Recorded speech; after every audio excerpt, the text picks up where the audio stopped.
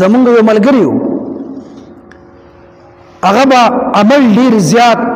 داسې عمل به و چې د علما کرامو به یې توهین کوله علماو ته به ډېر زیات سپک کتل او علما کرامو ډېر بې عزتي به کوله پخپله به داسې ګیره هم وه او ټوپۍ هم په سر او ځان ډېر زیات نیک حسابوله نو نیک انسان د لباس نه هم صرف د لباس او شکل و صورت جوړول دا هم د نجات کامل ذریعه نه وي بلکې دې سره عقیده او په دې قرآن باندې عمل او عقیده مضبوط لرل دا لازمي وي ډېر عیسایان داسې دي چې هغې په سر باندې پګړي وي ډېر عیسایان داسې وي چې هغې په مخ باندې ګیره وي خو عیسایان ډېر کم داسې دي چې هغې دغه ګیره کټ کوي ډیر عیسایان داسې وي چې هغې ګیره هم وي پګړي هم وي دروغ هم نه وایي او رشوت هم نه اخلي سود هم نه خوري بیا هم هغه جنت ته نشي تللی ولې هغه په دې قرآن باندې عمل نه کوي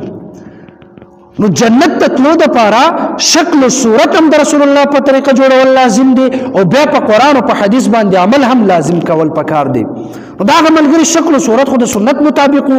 لیکن هغه به د دین او د شاعر الله او د علما او د صحابه کرامو او دغه شان دي د احادیثو طرف نه هټ کر یو خبره به وکړله او بیا به ځان ته د بزرګي اشاره کوله نو بیا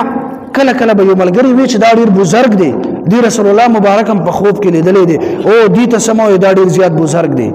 نو بعضې کله کله زمونږ د پښتانو په ذهن کې دا هم راځي چې یو کس پیغمبر علیه الصلاة والسلام په خوب کې وویني دغه انسان بس دا بزرګ شوله او یو عالم هغې بیا موږ ته بعضې خلک وایي اکثر د مریانو طالبانو نه تپوس وکړي چې تا دومره وخت په مدرسه کې تیر کو تا چېرته رسول الله مبارک په خوب کې لیدلی دی تا ابوبکر عثمان رضی الله تعالی عنهما په خوب کې لیدلی دی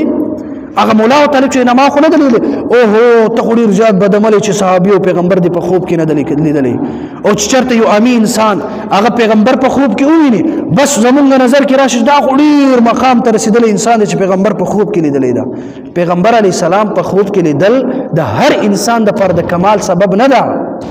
چې کله پیغمبر علیه السلام په خوب کې وویني او بیا هغې تعبیر مطابق ژوند تیر کړي دا کمال خبره ده نو هغه ملګري ما ته وي چې دی خو پیغمبر په خوب کې لیدلی دی نو ما ورته دی پیغمبر په خوب کې لیدلی ده ابو جهل پیغمبر په ویښه باندې لیدلی هغه د جهنم خشاک وګرځېدله